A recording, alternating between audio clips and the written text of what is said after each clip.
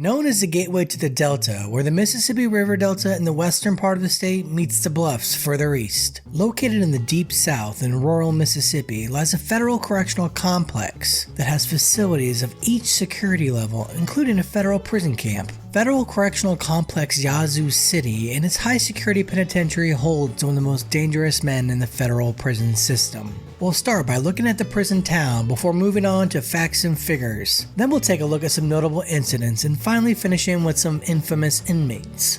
Yazoo City, Mississippi is 40 miles northwest of the state capital, Jackson, with US Route 49 being a major thoroughfare.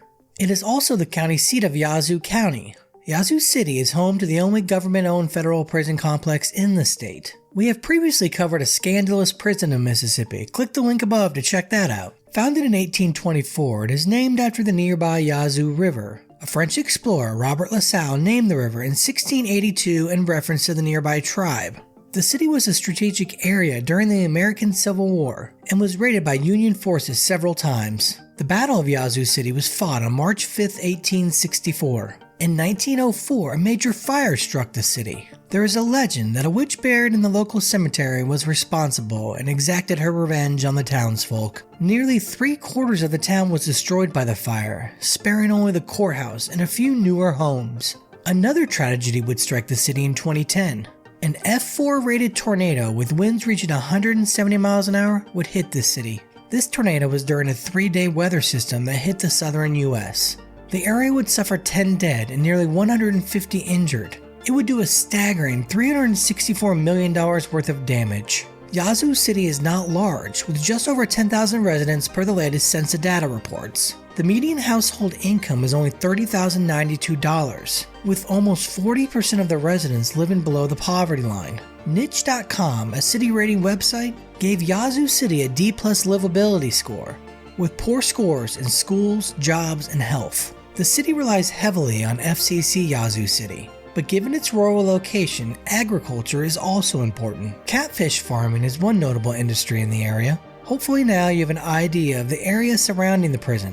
We'll now cover some prison facts and figures. The complex is located over an expansive 1,000 acres and started not with a high security institution, but rather with FCI Yazoo City Low opening in May 1997. The federal prison camp would then open in 2001, followed by FCI Yazoo City Medium in 2005. The penitentiary at Yazoo City officially opened its doors on June 5, 2014. Construction had begun nearly 4 years earlier and would end up costing $182 million. A rather large facility, in 2021 the complex was operating with an average daily population of 3,900. But it has a total capacity of 4,711 over all 4 facilities. 985 of those are at the high security penitentiary. The penitentiary has the same design as many of the other high security institutions in the federal system, with 6 V-shaped housing units. The prison yard is located in the middle with the housing units on the outside.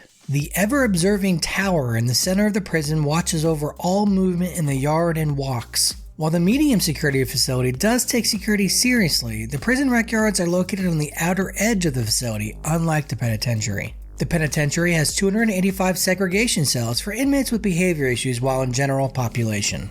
Before moving on to some notable incidents at the prison, don't forget to like and subscribe so you don't miss any new content. In June 2016, a botulism outbreak occurred at FCI Yazoo City Medium.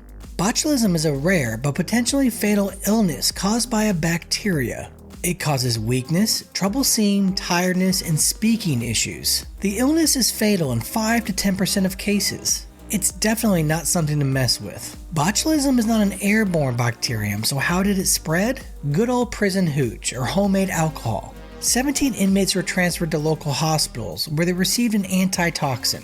There have only been 6 outbreaks of botulism in the US since 2004. It's very likely the brewer didn't know exactly what he was doing. Just last year in 2022, the prison gang Aryan Circle was involved in a violent prison attack. William Chun, aka Big Head, and Aaron Renfro, aka Mongo, were convicted of assault and racketeering charges.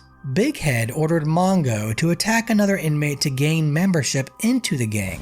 Chun is allegedly a top 5 ranking member of the gang. Aryan Circle was founded in 1985 and operates mainly out of Texas. In 2007, a member of the gang was responsible for the murder of 2 police officers in Louisiana.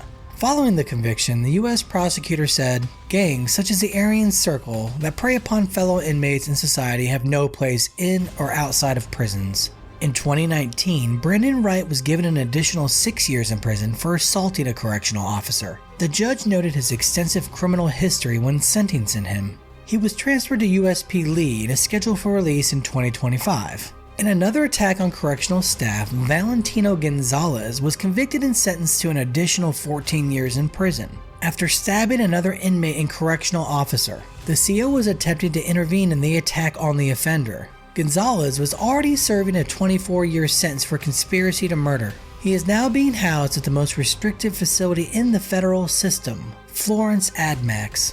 There have been several incidents of staff at the facility committing crimes themselves. Let's tackle a couple of them. In 2018, the FBI arrested Anthony Robinson on bribery charges after an investigation found that he was smuggling tobacco into the facility. He faced up to 15 years in prison and a $250,000 fine. An officer at the facility, Tarshana Thomas, decided her regular pay wasn't sufficient and was going to con the government out of more money. She fraudulently applied for 2 Paycheck Protection Program loans during the height of COVID-19. She received $12,586, which she then used for personal expenses. She'll be sentenced in February 2023 and faces up to 20 years in prison. We'll see what the hand of justice sees fit for her punishment.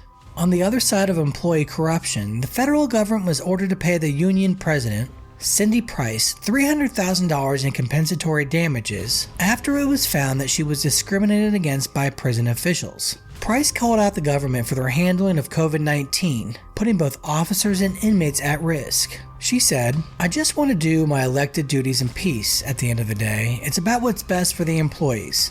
Now that we've highlighted a couple of the incidents at the prison, let's move on to some infamous inmates. The son of the former president of Suriname is housed at FCI Yazoo Medium. Dino Bautista, the son of Desi Bautista, was convicted of attempting to work with the paramilitary group Hezbollah. Dino offered the group a safe place of operation in exchange for $2 million. He was also convicted of drug smuggling and firearms charges. Dino was sentenced to just over 16 years in prison in 2013. His father Desi was known as a corrupt politician for his involvement in the cocaine trade and murder of political opponents. At his sentencing, Dino said, "I really regret my actions. I am deeply, deeply, deeply ashamed of myself." He has a release date of August 1st, 2027. Another inmate at the facility is Philip Giordano. Giordano, a politician from Connecticut, was the 44th mayor of Waterbury and served in the Connecticut House of Representatives. He was convicted in federal court of 6 counts of assault and 6 counts of risking injury of a minor. This was a federal case because it occurred across state lines. The FBI was investigating Giordano for public corruption when it was uncovered he was involved in possible offenses against children. This would end his political career and he would begin his 37-year sentence in 2003. He is scheduled for release in 2033. FCC Yazoo City is a major economic force in central Mississippi. Like most federal correctional complexes, it has its history of violence and corruption. The facility houses local and international political figures. While I would say some federal facilities are more violent, this is no walk in the park. Let me know in the comments what you have heard about this facility. As always, see you next time.